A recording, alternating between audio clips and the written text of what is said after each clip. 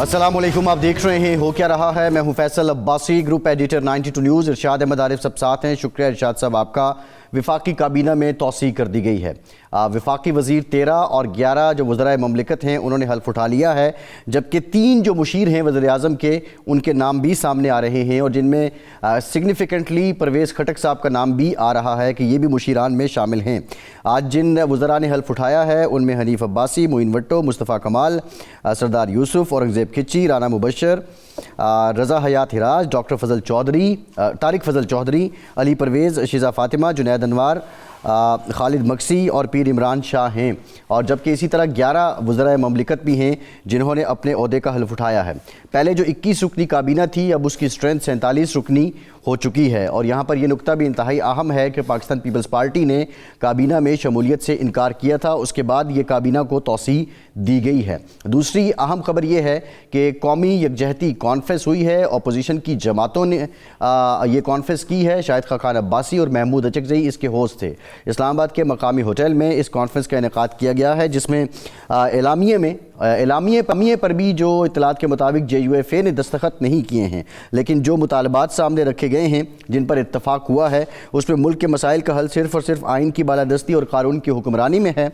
8 फरवरी 2024 की धांधलीशुदा इंतखाबात के नताइज मुल्क की मौजूदा सियासी, मुआशी और समाजी बहरान के ज़िम्मेदार हैं। तीसरा नुकता यह है कि मौजूदा पार्लियामेंट के वजूद की कोई अखलाकी, सियासी और कानूनी हैसियत नहीं है और हम आइन की रूह से मुतसादिम तमाम तरमीम को ख़त्म करने का मुतालबा करते हैं। ये बुनियादी निकात हैं जो एलामिये में रखे गए हैं। अब इन पर अमल दरामद कितना अहम है ये भी एक बुनियादी नुकता है। साथ जो आज इंतहाई अहम डेवलपमेंट है, मुत्तहिदा अरब अमारात के वली अहद शेख खालिद बिन मोहम्मद ज़ायद अल नाहयान पाकिस्तान पहुँचे हैं। सदर ममलिकत आसिफ ज़रदारी, वज़ीर-ए-आज़म शहबाज शरीफ, नायब वज़ीर-ए-आज़म इसहाक़ डार, खातून अव्वल आसिफा भुट्टो ज़रदारी और दीगर ने एयरपोर्ट पर उनका इस्तकबाल किया है।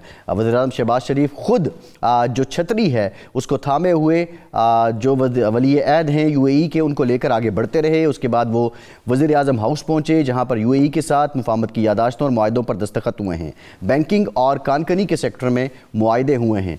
इस मौके पर army chief general Asim Munir भी मौजूद थे। उसके बाद वो ऐवान सदर पहुँचे, सदर ममलिकत ने उनका इस्तकबाल किया। बिलावल भुट्टो ज़रदारी भी इस मौके पर वहाँ मौजूद थे। इंतहाई अहम दौरा है जो UAE के वली अहद हैं उनका। साथ ही साथ बात करें अगर हम जो पाकिस्तान के अवाम के दिल के बहुत करीब मौजू है क्रिकेट का, चैम्पियंस ट्रॉफ़ी में हो गया ये फ़ैसला कि पाकिस्तान मैच भी नहीं जीत सका है। इसके मुहर्रिकात क्या हैं? एंड मोस्ट इम्पॉर्टेंट, आज 27 फरवरी है और ऑपरेशन स्विफ्ट रिटार्ड पाकिस्तान की फ़ज़ाई तारीख़ का मुख्तसर तरीन और कामयाब तरीन ऑपरेशन, इससे मुतालिक भी आज के प्रोग्राम में हम बात करेंगे। हमें फैसल चौधरी साहब ज्वाइन कर रहे हैं, पाकिस्तान तहरीक इंसाफ के सीनियर रहनुमा हैं, कानूनदान हैं। फैसल साहब बहुत शुक्रिया आपका, आपकी तरफ आएंगे। इरशाद साहब, काबीना में तौसीह हो गई है और 21 के बजाय अब 47 वज़रा हो चुके हैं और बहुत से ऐसे नाम हैं। औरंगज़ेब खिच्ची साहब का नाम भी हमने देखा, रज़ा हयात हिराज साहब भी हैं, परवेज़ खटक साहब का मुशीर के लिए नाम सामने आ रहा है। ये तौसीह क्या ज़रूरी थी? क्या वाक़तन पाकिस्तान में जो चैलेंजेस हैं माशी एतबार से उसके लिए ये इस्तेदाद कार बढ़ाने का ज़रिया है, या सियासी एतबार से ज़ाहिर सियासी जमातों को जो चैलेंजेस होते हैं उनको भी कंपनसेट किया गया है? देखिए, इस्तेदाद कार तो बड़ी काबीना से नहीं बढ़ती, काबिल काबीना से, काबिल अफराद से बनती है। और हुकूमत का तो ये दावा रहा है कि पिछले साल जो काबीना बनाई गई थी उसकी बेहतर कारकर्दगी की वजह से माशी इस्तेकाम मुल्क में आया है और मामलात दुरुस्त हुए हैं। अब ये जो काबीना में इजाफ़ा हुआ है, ज़ाहिर बात है इसकी 2-3 वजूहात सामने नज़र आ रही हैं। नंबर 1 तो ये है कि ख़ुद मुस्लिम लीग नून के अंदर ये एहसास उजागर हो रहा था कि जी जो काबीना बनाई गई है किस वजह से मुख्तर रखी गई कि जो लोग हकदार हैं या जिनकी कारकर्दगी बतौर MNA, बतौर पार्लिमानी सेक्रेटरी बेहतर है, उनको क्यों मौका नहीं दिया जा रहा, या जो मीडिया पर मौक़िफ़ बेहतर अंदाज में हुकूमत का पेश करते हैं। मिसाल के तौर पर तलाल चौधरी साहब हैं या हनीफ अब्बासी साहब हैं, अकील मलिक साहब हैं, अज़हर कियानी साहब हैं, बिलाल अज़हर कियानी जो हैं, इस तरह के लोग साहब, ज़ाहिर है ये एक वजह भी हो सकती है साल मुकम्मल होने। अच्छा, अज़हर कियानी साहब पंजाब में मुशीर हैं सेहत के, बाय द वे। हाँ, पंजाब हुकूमत के वज़ीर आला साहिबा के मुशीर हैं, जो बिलाल साहब के वालिद हैं। जी जी जी। صحیح. اچھا تو اب یہ اس طرح کی صورتحال لگ رہی ہے. اور تیسری جو وجہ نظر آتی ہے کہ کیا یہ ایک مفروضہ ہے کہ کیا حکومت یہ سمجھتی ہے کہ اپنے نیریٹو کو آگے بڑھانے کے لیے اور ممکنہ طور پر کسی وقت اگر انتخابات کی طرف جانا پڑے تو ہماری تیاری مکمل ہونی چاہیے. یہ جلسے اور کابینہ میں توسیع کا عوامی رابطہ آپس میں ایک تال میل نظر آتا ہے. صحیح ہے. لیکن دیکھنا اب یہ ہوگا کہ اس اتنی بڑی کابینہ جو ہے 47 رکنی کابینہ جو ہے وہ کتنا بہتری لاتی ہے حکومت کے کارکردگی میں, اور مسلم لیگ کا یا حکومت کا جو نیریٹو ہے وہ کتنا بہتر انداز میں سامنے آتا ہے. یہ مقابلہ ہو سکتا ہے, نہیں ہو سکتا, کیا صورت ہے, یہ آگے کی بات ہے. لیکن اس وقت جو دوسرا موضوع ہے جس کا آپ نے تعارف بھی کرایا, اپوزیشن کی جو قومی یکجہتی کانفرنس ہے, یعنی اس دن جب کابینہ میں توسیع ہو رہی تھی اپوزیشن جو ہے وہ کانفرنس کرنا چاہ رہی تھی, اور اس کو گلہ یہ تھا, شکوہ یہ ہے کہ اس کو کانفرنس نہیں کرنے دی جا رہی, رکاوٹیں ڈالی جا رہی ہیں, ہوٹل انتظامیہ کو مجبور کیا گیا کہ نہ ہونے دی جائے. لیکن اس کے باوجود انہوں نے زور زبردستی سے کانفرنس کر لی, اور اس کے بعد اب ہوٹل انتظامیہ کے ساتھ کیا سلوک ہوتا ہے یہ اب ہم دیکھیں گے.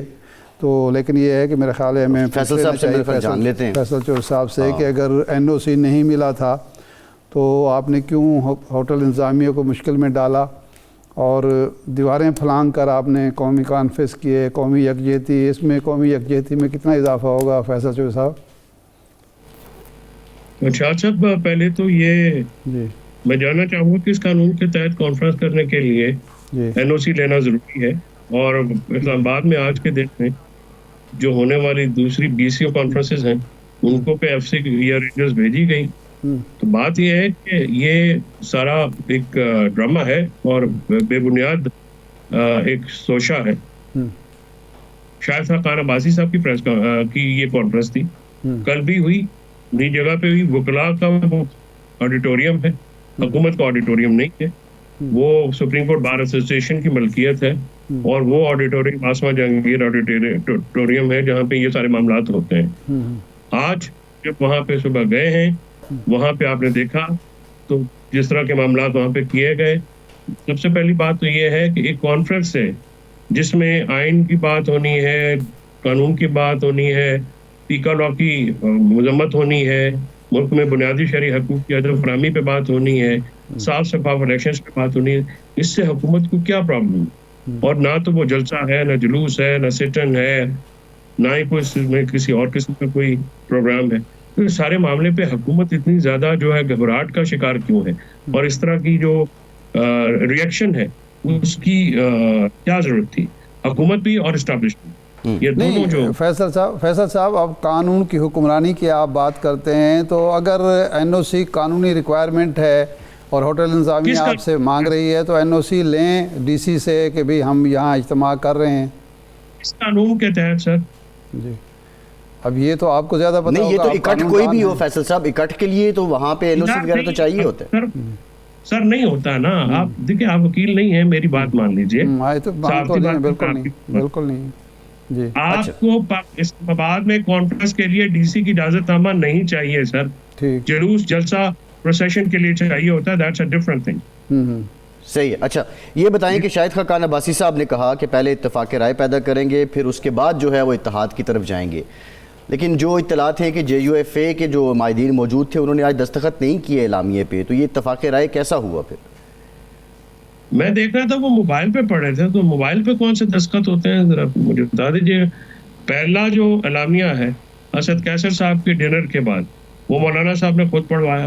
مولانا صاحب مجھے بھی علم ہے, انہوں نے میں ملنے گیا تھا, انہوں نے کہا کہ میں نے عمرے پہ جانا ہے, اور قطر میں حماس کے رہنماؤں سے ان کے آج جو 2 سینئر ترین ممبران ہیں, عبدالغفور حیدری صاحب مولانا صاحب اور کامران مرتضیٰ صاحب جو ہمارے بار کولیگ ہیں, وہ دونوں شامل ہوئے. اور کامران مرتضیٰ صاحب نے آج ایک تعصب کا اظہار کیا, مذمت کی جس طرح سے اس کانفرنس کو روکنے کی کوشش کی گئی. جماعت اسلامی نے اس کی مذمت کی, شاہد خاقان عباسی اور پاکستان تحریک انصاف یا جو پارلیمنٹ کے اندر یا پارلیمنٹ کے باہر جو سیاسی ہوتے ہیں. اب ارشاد عارف صاحب کا تو بہت تجربہ ہے سیاست میں.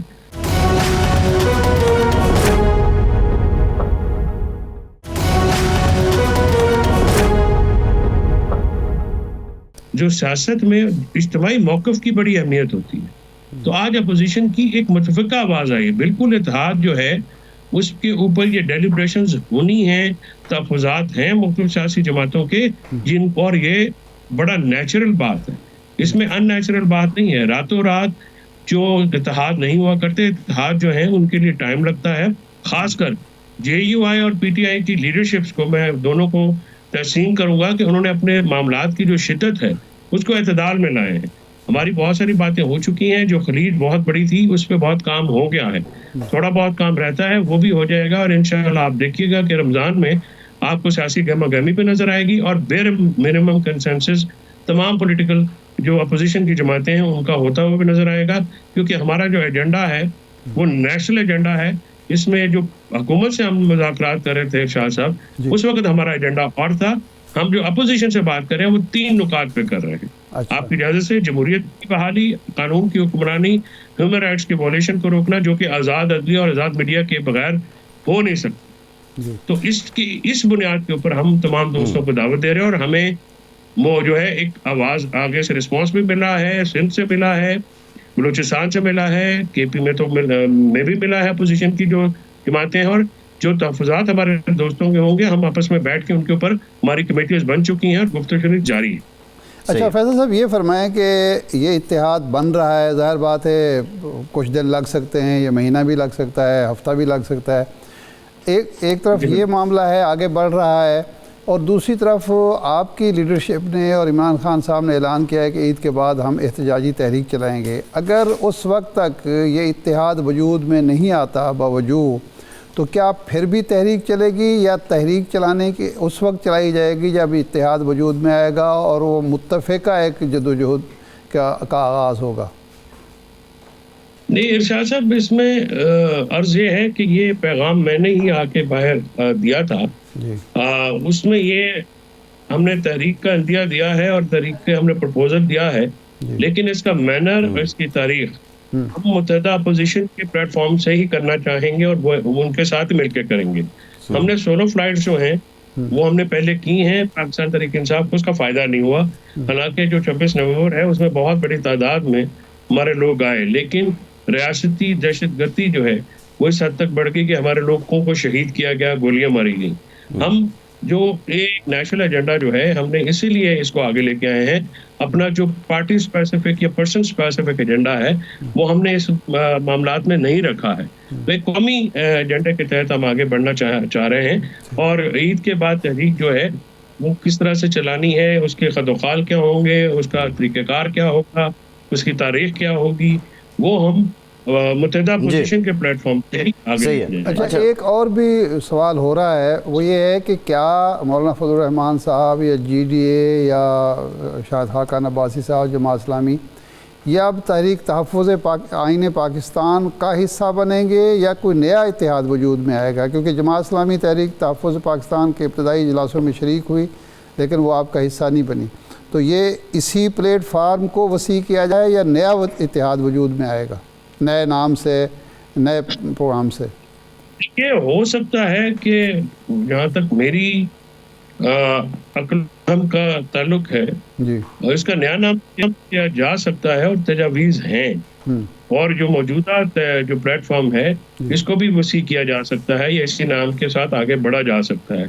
یہ باتیں شاہ صاحب کیونکہ انٹرنل معاملات ہیں اتحاد کے, تو جب تمام جماعتیں مل بیٹھ کے بات کرتی ہیں, ان کے قائدین, ان کے زعما, ان کے قابرین جو ہیں, جو ہماری مذاکراتی کمیٹی ہے وہ بھی ہیں, جے یو آئی کی طرف سے بھی ان کے نومینیٹ ہو چکے ہیں, کامران مرتضیٰ صاحب اور اسد کیسر صاحب آپس میں گفت و شنید کر رہے ہیں, محمود خانہ چغزی اور مولانا فضل الرحمان صاحب کی بھی آپس میں بات چیت اور شاید ہوتی رہتی ہے. شاید خاقان عباسی صاحب, عثمان واحد صاحب, یا دوسرے ہمارے جو اختر مینگل صاحب کے ریپرزینٹیٹیو ساجد ترین صاحب ہیں, علامہ ناصر عباس ہیں, حمد رضا صاحب ہیں, سارے دوست جو ہیں وہ اس سارے معاملات کے اوپر جو ہے ایک دوسرے کے ساتھ باہم گفتگو کر رہے ہیں اور تبادلہ خیالات ہو رہا ہے. اس میں جو خوشی کی بات ہے, جو ہمارے لیے بڑی ایک مضبوطی اور توانا جو ہمیں خوشائند خبر یہ ہے کہ پہلے عمران خان صاحب کی آواز جو ہے وہ اکیلی آواز تھی, لیکن اب ملک کے طول و عرض سے سیاسی جماعتوں نے جو ہے اس جو ان کی بات تھی ان کی تائید کرتے ہوئے ان کی آواز میں ہم آواز ہوئے ہیں, کہ ہمارے لیے ایک سیاسی کامیابی. اچھا فیصل صاحب, فواد چوہی صاحب کہتے ہیں کہ یہ جو موجودہ آپ کی سیاسی کمیٹی ہے یا سیاسی قیادت ہے پی ٹی آئی کی, سلمان اکرم راجہ صاحب اور دیگر, وہ کہتے ہیں کہ ان کی اہلیت ہی نہیں ہے کہ یہ بانی پی ٹی آئی کو باہر لا سکیں. آپ مقدمات میں بانی پی ٹی آئی کی پیروی بھی کرتے ہیں, ان سے ملاقات بھی کرتے ہیں. آپ کو جو سیاسی کمیٹی سے سپورٹ چاہیے ہوتی ہے, کیا یہ کمیٹی یا یہ قیادت آپ کو فراہم کرتی ہے, یا فواد صاحب کی بات درست ہے؟ دیکھیے, فواد صاحب کی تنقید پہ میں اس لیے ایگری نہیں کرتا ہوں کہ کیا یہ عمران خان صاحب جو ہیں اس کمیٹی کی وجہ سے بیہائنڈ دا بارز تو وہ بھی باہر آ جائیں گے. تو یہ معاملات تو پاکستان میں کوئی نئے نہیں ہیں, یہ سیاسی لڑائی ہے اور اس میں قانونی لڑائی تو ہے نہیں. باقی ظاہر ہے آپ یہ ضرور کہہ سکتے ہیں کہ ایک جو بڑا اچھا وکیل ہے, بہت اچھا سیاستدان, لازمی نہیں ہے کہ راز حسن جیسا کمبینیشن ہر وقت آپ کو اویلیبل ہو. ظاہر ہے سیاست میں کچھ لوگ نووارد ہیں, ان کو سیاست سیکھنے میں ٹائم لگے گا. کچھ لوگ جو ہیں وہ سیاست کو اچھی طرح سے سمجھتے ہیں. اگر آپ یہ کہیں کہ شاہ محمود قریشی جیسی یا یاسمین راشد جیسی, چودھری جہاز جیسی, محمود رشید جیسی سیاسی فہم و فراست والے یا چیمہ صاحب والے لوگ ہیں, تو ظاہر ہے وہ کوالٹی ایچ آر تو اویلیبل نہیں ہے پی ٹی آئی کو. لیکن جو اس وقت سیاسی کمیٹی ہے اس میں لوگ ہیں وہ اپنے تئیں کوشش کرتے ہیں. اس وقت لڑائی جو ہے وہ سیاسی ہے, لیکن جو اس میں فریقین ہے وہ پاورفل ایلیٹ ہے پاکستان کی اور عمران خان ہے. لہٰذا یہ جو معاملات ہیں یہ سیٹل ہوں گے تو ہی بات آگے بڑھے گی. یہ سیاسی کمیٹی کی نیک نیتی کی بھی ہے اور کوشش ہے پاکستان تحریک انصاف کے ہر لیڈر کی عمران خان, لیکن کوئی عدالتوں کے ذریعے تو ہوگا نہیں. آپ کو بھی پتا ہے کہ کورٹ پیکنگ ہو چکی ہے. 26 امینڈمنٹ لگا کے ایک تسلط جو ہے پاکستان میں آئین کو پریکٹیکلی تو معطل ہے اور بنیادی شرعی حقوق بھی معطل ہے. پاکستان میں عدلیہ کا جو ادارہ ہے وہ بھی انتظامیہ کے ماتحت چلا گیا ہے. تو یہ معاملات بھی ہیں, تو میں اس تنقید سے ایگری نہیں کرتا ہوں. اچھا فیصل صاحب, یہ فرمائیں کہ ابھی لاہور ہائی کورٹ بار ایسوسی ایشن کے, پھر اسلام آباد ہائی کورٹ بار ایسوسی ایشن, راولپنڈی بار ایسوسی ایشن کے انتخابات ہوئے, اس میں آپ کا پینل جیتا, یعنی آئی ایل ایف جو ہے, لیکن سپریم کورٹ بار میں آپ بری طرح ہارے. تو اس کی کیا وجہ ہے؟ کیا تحریک انصاف کو سپریم کورٹ کے جو سینئر وکلاء ہیں وہ آپ کے نقطہ نظر سے یا خان صاحب کے نقطہ نظر سے متفق نہیں ہیں؟ وہ جو آپ کہتے ہیں کہ یہ عدلیہ اس وقت جو ہے مفتوح ہو چکی ہے, فتح کر لیا گیا ہے, عدلیہ کی کوئی حیثیت باقی نہیں رہی, کیا سپریم کورٹ بار ایسوسی ایشن کا الیکشن آپ کی طرف سے یا آپ کے حامد خان گروپ کا ہارنا اس بات کو ثابت نہیں کرتا کہ سینئر وکلاء آپ کے نقطہ نظر سے متفق نہیں ہیں؟ وہ سمجھتے ہیں کہ عدلیہ بہتر انداز میں چل رہی ہے اور چلائی جا رہی ہے. شاہدرہ صاحب, سب سے پہلے میں آپ کو بات سے کر دوں کہ میرا حامد خان یا اس کے گروپ سے کوئی تعلق نہیں ہے, اور نہ ہی تحریک انصاف کا حامد خان کی صاحب کی وکلا سیاست سے کوئی تعلق ہے. وہ سینیٹر ہے اپنا پی آئی کا, لیکن اس کا ایک اپنا گروپ ہے. ہم ہمیشہ اپنی بار میں اپنی سیاست کرتے ہیں اور اپنے دھڑے کے ساتھ سیاست کرتے ہیں, اور ہمارا دھڑا انڈیپینڈنٹ گروپ ہے جس کے ساتھ ہم ہمیشہ سے کھڑے رہے ہیں اور رہتے ہیں. آئی ایل ایف کا جو بیک کینڈیڈیٹس ہیں وہ اس وقت جیتے ہیں. جب سپریم کورٹ میں یہ معاملہ, اس کی ایک اور ڈائنامک ہے. اگر وہ میں ڈائنامک آپ کو بتاؤں تو آپ یہ سمجھتے ہیں اس میں برادری کا عنصر بھی بہت بڑا تھا, اور اس میں رؤف فتح صاحب کا جو پنجابی ہونا اور پھر آرائی برادری سے تعلق رکھنا, ان کو بہت سرو کیا پنجاب میں. اور لاہور کی جو ووٹیں ہیں سپریم کورٹ بار میں, پورا پاکستان ایک سائڈ پہ بھی ہو جائے تو لاہور شہر کی ووٹیں جو ہیں اس سے زیادہ ہوتی ہیں, تو ان کو یہ بڑا بینیفٹ ہوا. لیکن اسی طرح جو سلمان تھے, جنرل سیکرٹری تھے, ان کو انہوں نے سسپینڈ کیا ہوا ہے. یہ غیر جمہوری طریقہ کار ہے. میں سمجھتا ہوں کہ ان کو وہاں پہ رؤف فتح صاحب کو جو ہے جمہوری رویہ اپنانا چاہیے اور اس معاملے پہ وہاں پہ نہیں جانا چاہیے. میں حسن مون صاحب سے بھی بڑی دفعہ میں نے کہا ہے کہ معاملہ اس طرح سے یہ مناسب نہیں ہے. جہاں تک بات یہ ہے کہ اس وقت ایک ویو آئی ہے جہاں پہ ینگ لائر ہیں گے. آپ دیکھیے گا کہ ڈسٹرکٹ بار ایسوسی ایشن میں پی ٹی آئی بیک جو ہیں یا آئی ایل ایف کے حمایت یافتہ جو دھڑے ہیں وہ کامیاب ہوئے، کیونکہ آئی ایل ایف کا جو ووٹ بینک ہے وہ وننگ ووٹ ہے، لیکن اس کے ساتھ ساتھ باہر کی ہماری کمپلیکیٹڈ سیاست ہوتی ہے، اس میں ہمارے دھڑے چلتے ہیں، ہماری افلیشن، یعنی بہت سارے پی ٹی آئی کے لوگ جو ہیں وہ دوسرے دھڑوں سے تعلق رکھنے والے لوگوں کو ووٹ دیتے ہیں، دوسرے دھڑوں کے تعلق وہ دوسرے گروپ کے لوگوں کو. تو ہماری باہر کی سیاست کو جو نیشنل پالیٹکس ہے نا، اس کو پہلے دفعہ یہ ضرور کہہ سکتے ہیں کہ جو 3 الیکشن ہوئے اس میں اس کا اثر نظر آیا، اس سے پہلے وہ نہیں تھا. اور ڈسٹرکٹ بار کے جو الیکشن ہوئے ان پہ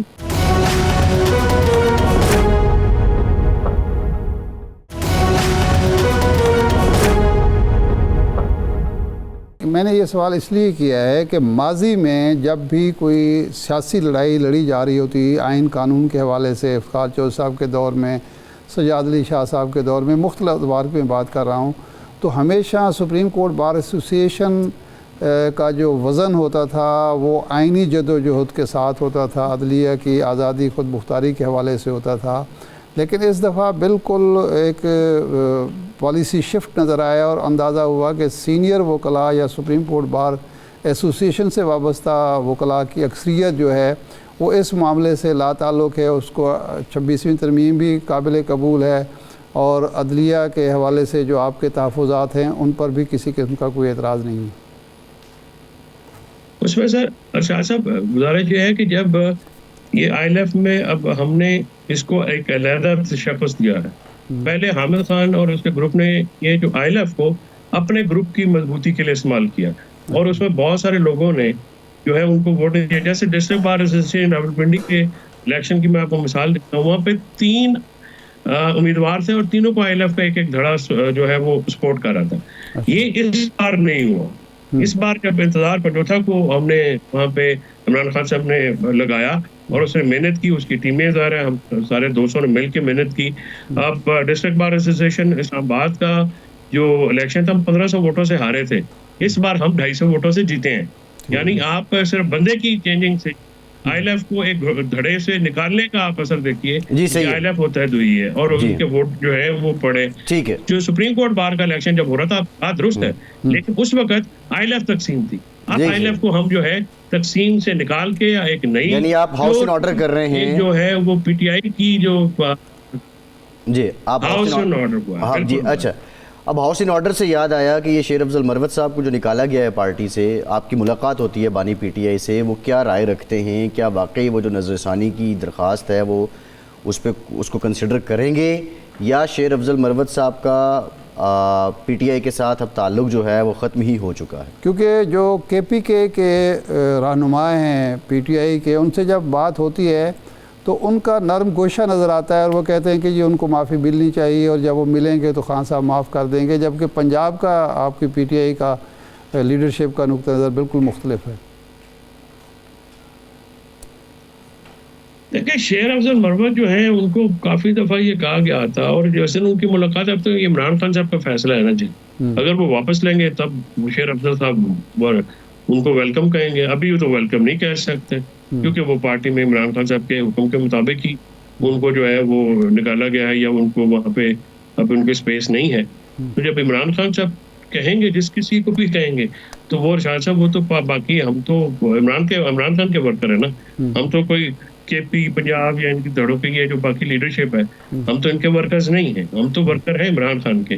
عمران خان جن کے اوپر اعتماد کرتے ہیں، ہمارا بھی اعتماد ہے، جن کے اوپر وہ دست شفقت رکھتے ہیں ہم بھی ان کے تابع دار ہیں. جب وہ نہیں رکھیں گے جس کے اوپر، ہم ان کو بالکل ویلکم نہیں کریں گے.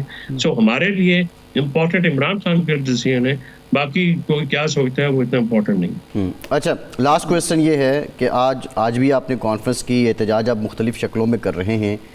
یو اے ای کے ولی عہد پاکستان میں آئے ہوئے ہیں، نشان پاکستان سے انہیں نوازا گیا.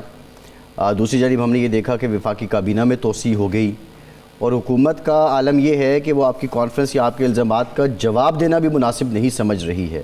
تو یہ آپ کا احتجاج اتنا بے اثر کیوں جا رہا ہے؟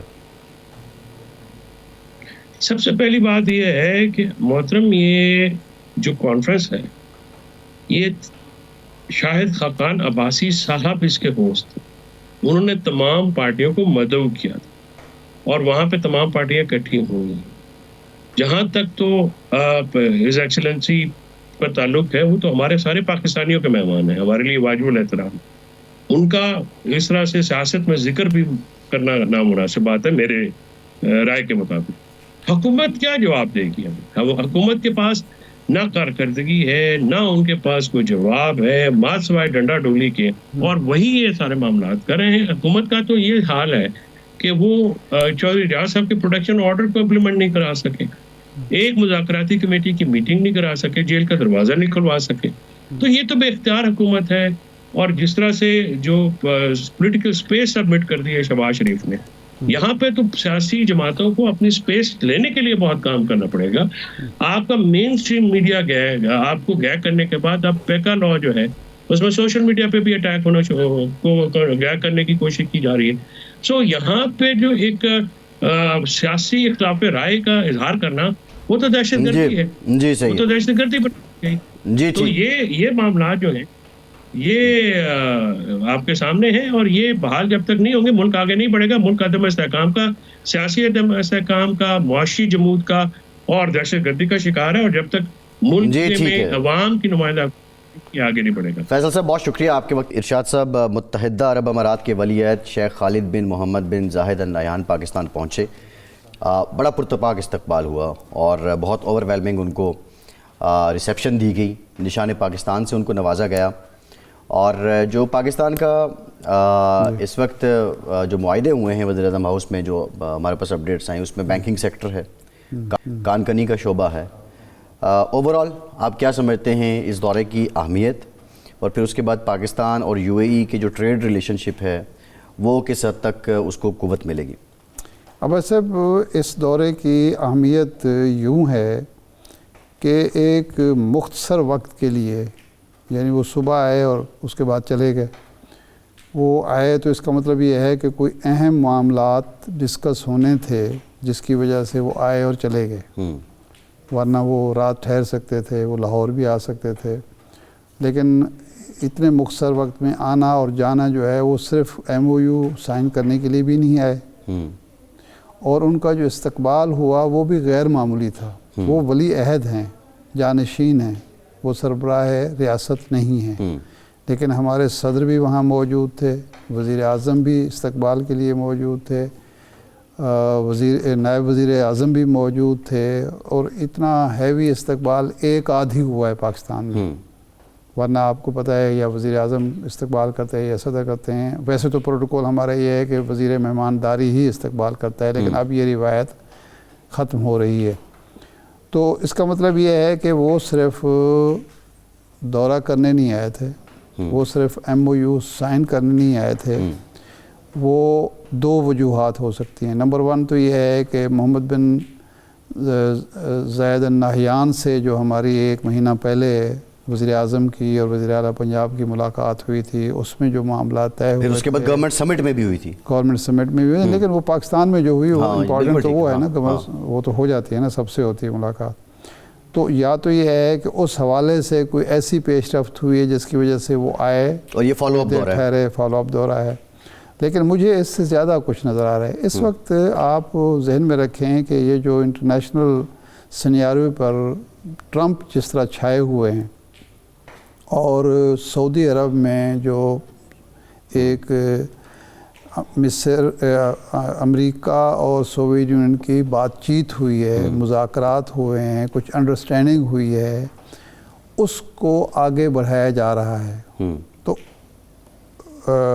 اسرائیل کے حوالے سے، یعنی غزہ اور فلسطین کے حوالے سے، یوکرین وار کے حوالے سے، پاکستان، امریکہ سعودی عرب، امریکہ UAE، روس پاکستان، روس سعودی عرب، روس UAE تعلقات، اس حوالے سے کوئی نئی ڈیولپمنٹ ہو رہی ہے. اچھا.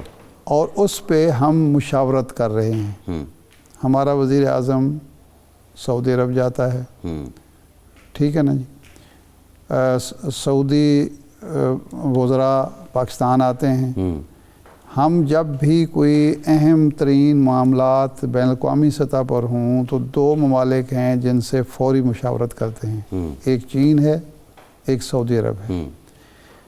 پھر چین کے پڑوسیوں کے دورے بھی ہم نے کیے، روس کے پڑوسیوں کے دورے نہیں، لیکن امپورٹنٹ ہوتی ہے یہ بات کہ چین ہمارا ڈیلیگیشن جا رہا ہے، ہمارے صدر جا رہے ہیں، وہ وہاں جا کے مشاورت کر رہے ہیں. ادروائز تو صدر کا عہدہ جو ہوتا ہے وہ ایک سیریمونیل سا عہدہ ہوتا ہے، دورہ ہوتا ہے، امپورٹنٹ معاملات جو ہیں. لیکن صدر کا وہاں اس موقع پر جانا، ٹرمپ کے آنے کے بعد پھر وزیر اعظم کا سعودی عرب جانا، اور پھر یہ دورہ جو ہے، میں تو اس کو اس سینیریو میں دیکھ رہا ہوں کہ کوئی نہ کوئی میسیجنگ ہو رہی ہے، کچھ نہ کچھ مشاورت ہو رہی ہے، کچھ نہ کچھ معاملات کو آگے بڑھایا جا رہا ہے، ورنہ اتنے مختصر وقت دورے کی کیا ضرورت ہے. صحیح ہے. تو میں تو اس دورے کو اس انداز میں دیکھوں گا، اور بہرحال ایک اہم پیش رفت ہے، اور یقینی بات ہے کہ اس دورے کے جو پازیٹیو رزلٹس ہوں گے وہ ہمارے حق میں آئیں. صحیح. ارشاد سے پروگرام کا ٹائم ختم. بہت شکریہ آپ کا. آج کے پروگرام سے اتنی اجازت دیجیے.